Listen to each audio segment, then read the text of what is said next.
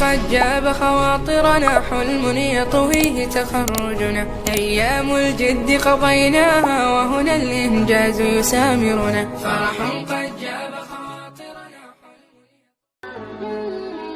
Para ulama kita senantiasa mengambil manhaj dari Al-Quran.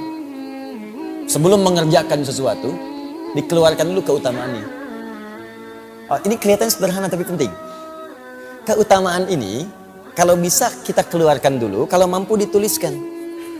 Supaya memotivasi kita kalau mengerjakan ini yang kita raih. Itu minimal kalau sedang malas-malas, ketika melihat itu lagi, itu muncul lagi motivasi yang kuat.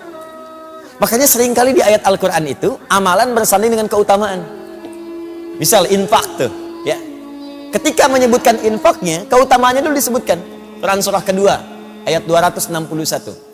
Mathalul ladzina yunfiquna amwalahum fi sabilillah kamathali habbatin ambatat sab'a sanabil fi kulli sumbulatin mi'atu habbah wallahu yudha'ifu liman yasha' wallahu wasi'un 'alim.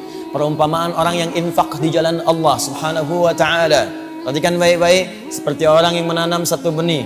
Dari benih itu satu nih, dihitungnya satu dulu. Jadi kalaupun ada 1 rupiah Anda berikan, itu hitungannya bukan 1. Ambatat sab'a sanabil. Dari 1 ini tumbuh 7. Fi kulli sumbulatin mi'atu habba. Setiap 7-nya ada 100 benih baru. 1 kali 7 kali 100, 700 nilainya. 700 nilainya. Dan itu pun batas minimal, bukan batas maksimal. Karena ayatnya belum selesai. Sering dipotong sampai sini, belum selesai. Wallahu yudha'ifu liman yasha. Dan Allah akan melipat gandakan tanpa batasan bagi siapa yang dikehendakinya. Kata sebagian pakar tafsir, maksud yang ayat terakhir ini adalah orang yang tak pernah berhitung, maka Allah akan berikan tanpa hitungan. Tapi kalau dia ngitung, ya sesuai hitungan itu diberikan. Infak misalnya, 1 juta masukin. Sampai kotak infak tuh gak geser-geser. Tuh, 2, 3 juta. Tapi dihitung sama dia, alhamdulillah kali 700, punya catatan sendiri. 7 juta. Walaupun gak dia upload, punya catatan, Allah kasih. Begitu dioper 1 lagi, Masya Allah, ingin seperti yang 1 juta itu. Tapi gak ada.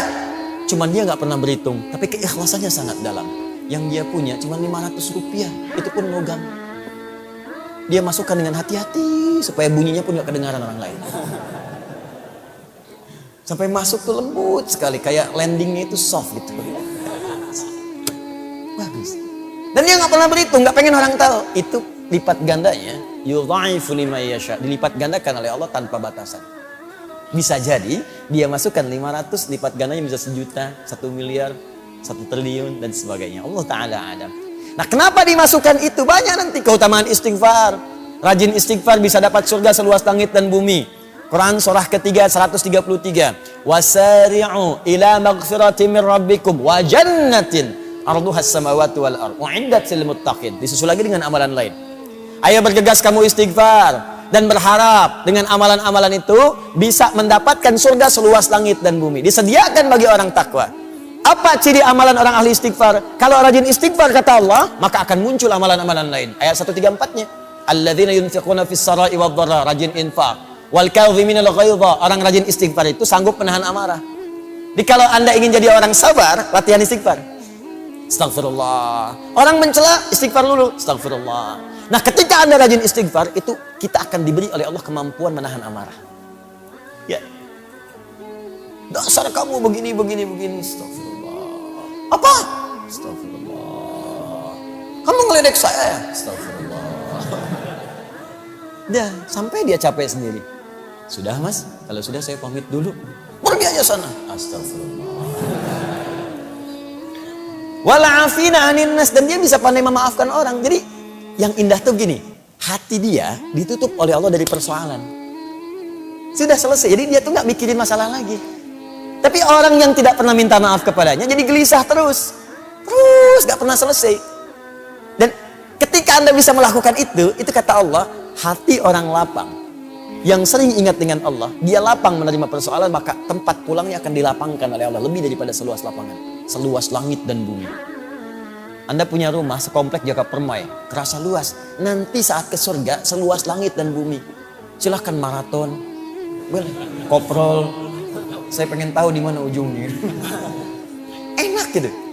Nah pertanyaannya kenapa sering disandingkan tuh antara amalan dengan keutamaan? Supaya kita itu punya motivasi. Pengen dapat ini, tahajud ada 4 kemuliaan. Jadi kalau kita tuliskan, karir akan diangkat, pekerjaan akan dibimbing, masalah diberi solusi, kalau diganggu langsung Allah tolong. Quran surah ke-17 ayat ke-79 sampai 81. Nah, Anda tuliskan itu, keluarkan. Manfaat tahajud, berikan 4. Tempelkan langsung di dinding tempat tidur Anda sebelah kanan. Jadi begitu miring ke kanan, Anda lihat itu, nggak ingat tahajud pun ketika melihat itu pengen bangun malam harinya.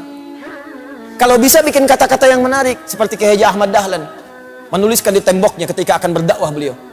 Ya Dahlan, berdakwah itu seperti menggenggam batu bara. Ingat sabda Nabi. Kalau kamu karena ujian yang kecil aja, karena celaan kamu gagal, kecil kamu.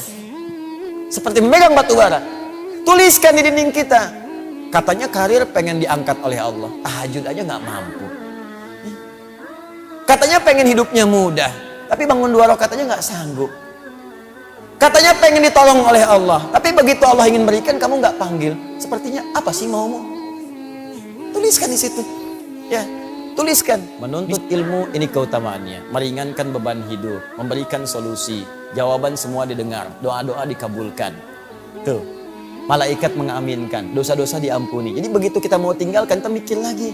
Duh, jangan-jangan kalau saya pergi ke mall tinggalkan taklim, saya meninggal di mall, dosa belum diampuni. Saya udahlah ke taklim dulu aja. Mall bisa besok lagi, datang dia.